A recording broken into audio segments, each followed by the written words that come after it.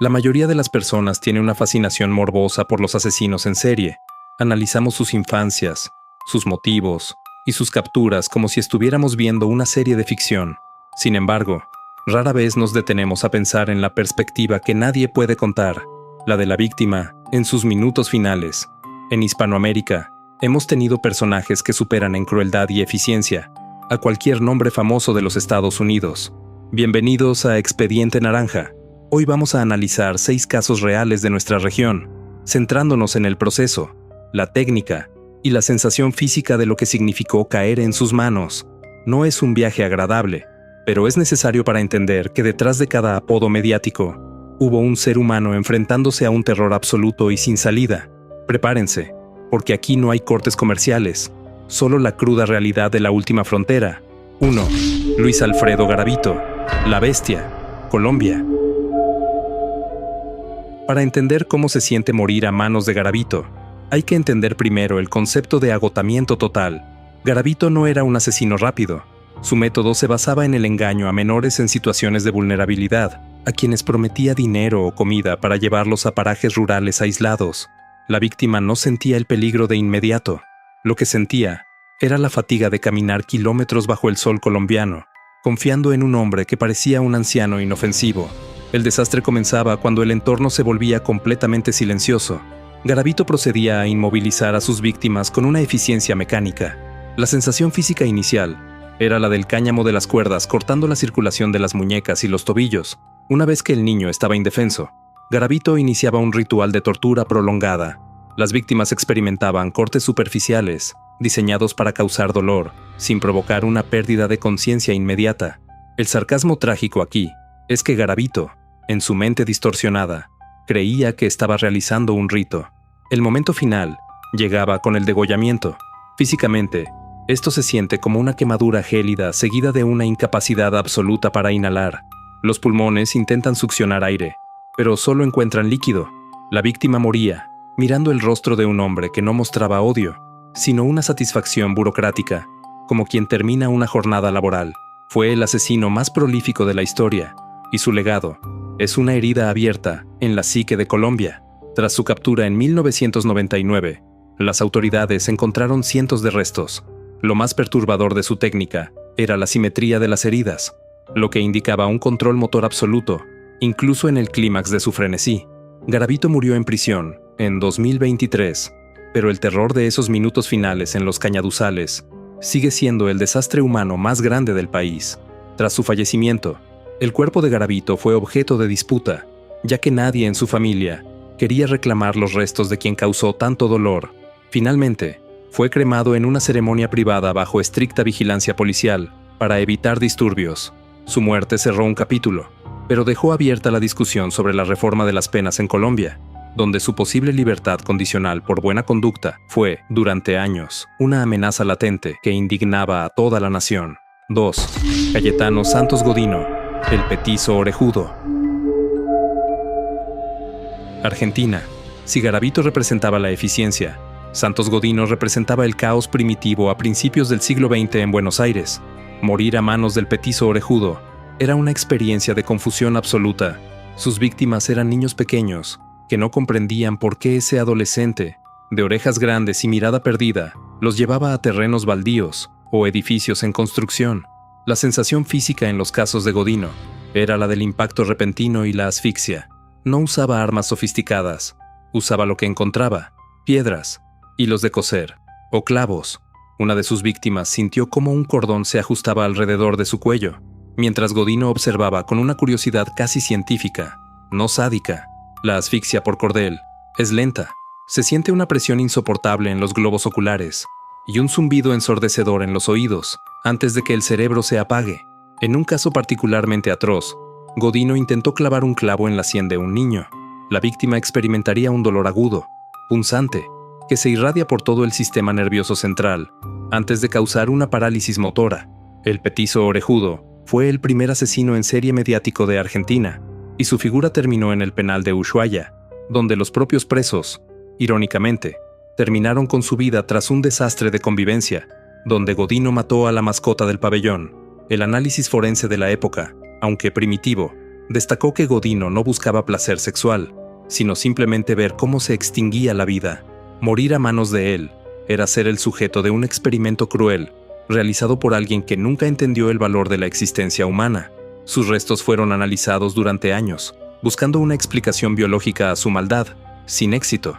Santos Godino murió en 1944, en circunstancias que aún hoy se debaten. La versión oficial dice que fue por causas naturales, pero los registros informales de los guardias sugieren que los otros reclusos lo sometieron a una paliza mortal después de que él quemara vivo al gato de la prisión. Sus orejas, que él creía eran la causa de su maldad, fueron operadas en un intento pseudocientífico de curar su criminalidad, demostrando lo perdidas que estaban las autoridades médicas de la época. 3. Francisco Guerrero, el Chalequero, México. Mucho antes de que Jack el Destripador aterrorizara Londres, en el México porfiriano de finales del siglo XIX, Francisco Guerrero ya estaba dejando su marca. Morir a manos del chalequero era enfrentarse al machismo llevado al extremo del exterminio. Guerrero elegía a mujeres, principalmente trabajadoras sexuales, a quienes despreciaba profundamente. La experiencia sensorial comenzaba con una falsa sensación de seguridad. Guerrero era un hombre elegante para su época, usaba chalecos impecables y tenía modales de caballero. La víctima aceptaba acompañarlo a las orillas del río con su lado. El desastre se desataba en un parpadeo.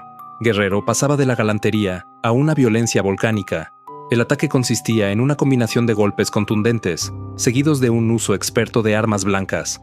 Físicamente, la víctima sentía el peso de un hombre robusto anulando cualquier defensa, seguido de múltiples heridas punzantes.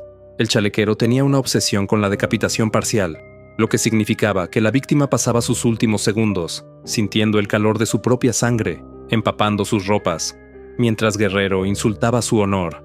Era un asesinato por odio, disfrazado de higiene social. A pesar de ser capturado y condenado, Guerrero salió libre por un error administrativo y volvió a matar, lo que añade un sarcasmo doloroso a la ineficacia judicial de la época. Murió en 1910, justo cuando estallaba la Revolución Mexicana, dejando tras de sí un historial de al menos 20 mujeres que conocieron el terror detrás de un chaleco elegante y una sonrisa fingida. Guerrero fue un caso de estudio para los criminólogos mexicanos que intentaban adoptar las teorías de César el Hombroso sobre el criminal nato.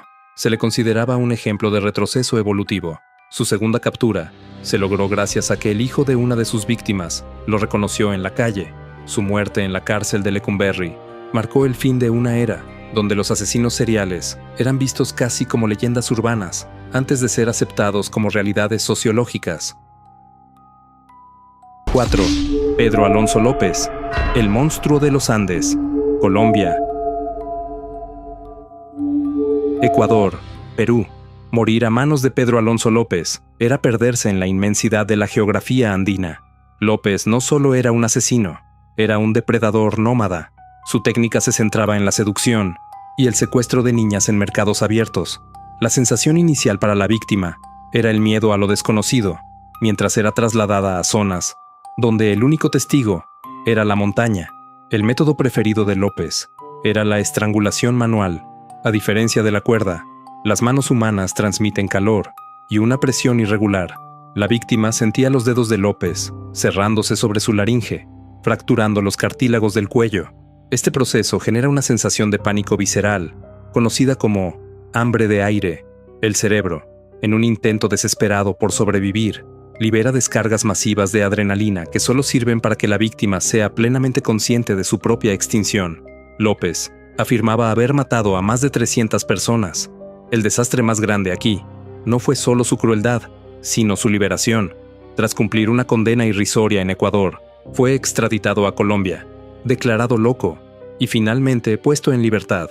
Hoy en día, su paradero es desconocido. Morir a manos de López era ser una cifra más en una lista que la justicia decidió ignorar. Su técnica era rápida, pero el trauma que dejó en 3 países es una sombra que nunca se ha disipado. Las crónicas de sus confesiones son escalofriantes por la falta de emoción. Describía los asesinatos como quien describe el clima. Para sus víctimas, el monstruo de los Andes fue lo último que vieron en un paisaje que, irónicamente, debería haber sido símbolo de libertad, y no una fosa común a cielo abierto. La liberación del monstruo de los Andes sigue siendo el mayor error judicial en la historia de Ecuador y Colombia. En 1994, tras cumplir 16 años, salió por la puerta principal. Hubo reportes no confirmados de que fue visto en ciudades fronterizas años después, lo que mantiene a las familias de personas desaparecidas en un estado de paranoia constante. Es el único asesino de esta lista, cuya historia no tiene un punto final claro, lo que lo convierte en un desastre administrativo sin precedentes. 5. José Dorángel Vargas, el Comegente, Venezuela. En el estado Táchira, a finales de los 90, morir a manos de Dorángel Vargas era entrar en una categoría de horror diferente, el canibalismo. Dorángel no solo buscaba matar, buscaba procesar. Sus víctimas, generalmente hombres jóvenes y deportistas que transitaban cerca del río Torbes, experimentaban un ataque sorpresa con una lanza improvisada o un arma blanca. La sensación física era la de un impacto seco que perforaba órganos vitales, pero el verdadero desastre comenzaba después de la muerte clínica, o en algunos casos, durante la agonía. Vargas tenía un conocimiento rudimentario, pero efectivo de carnicería.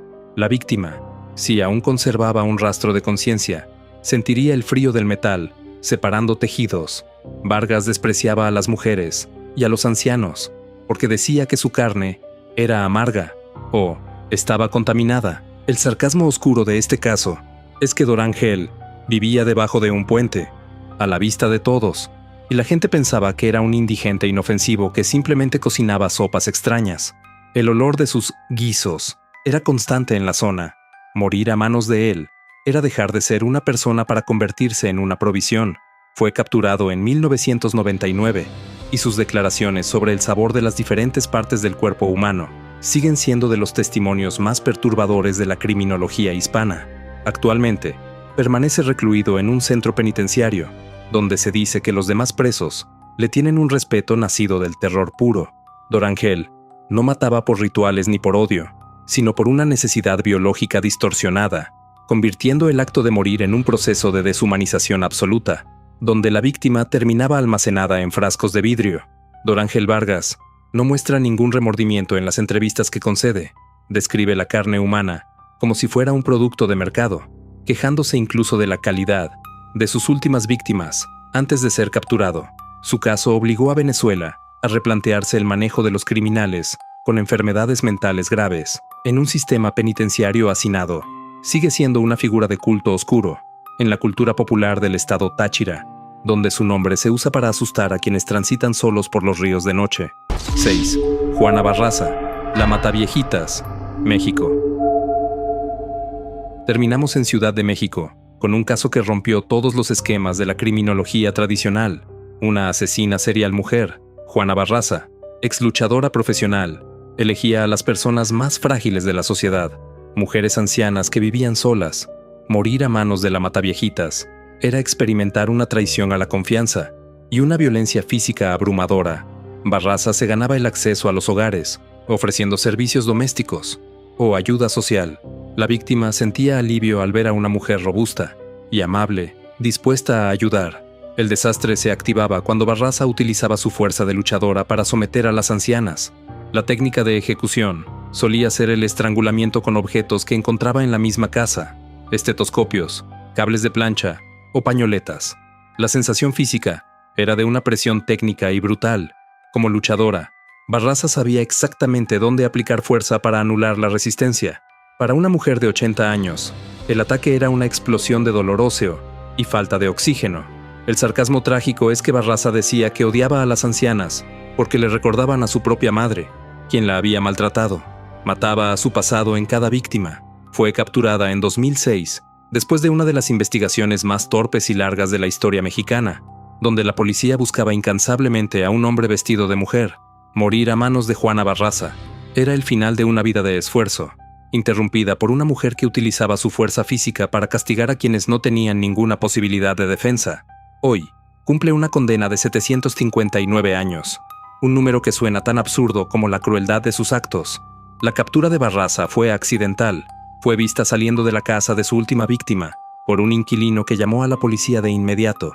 En prisión, Juana se dedicó a la cocina y a participar en eventos religiosos, manteniendo siempre una postura de negación parcial sobre el número total de sus víctimas. Su caso es el recordatorio definitivo de que el mal no tiene género y de que los perfiles criminales tradicionales pueden fallar catastróficamente cuando se basan en prejuicios y no en evidencias.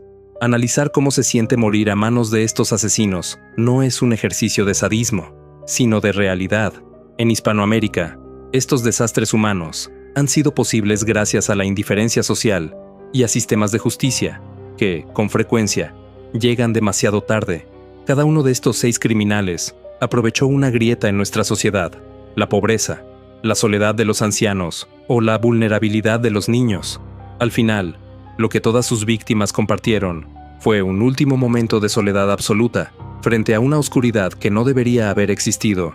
Si este análisis detallado de la criminología regional te ha resultado informativo, dale un buen me gusta al video y suscríbete para continuar explorando los casos más complejos de nuestra historia. Cuéntame en los comentarios, ¿cuál de estos casos te parece que refleja mejor el fallo de nuestras instituciones? Estaré leyendo sus opiniones para el próximo análisis. Nos vemos en la siguiente entrega, siempre con un ojo en la realidad y otro en la prevención.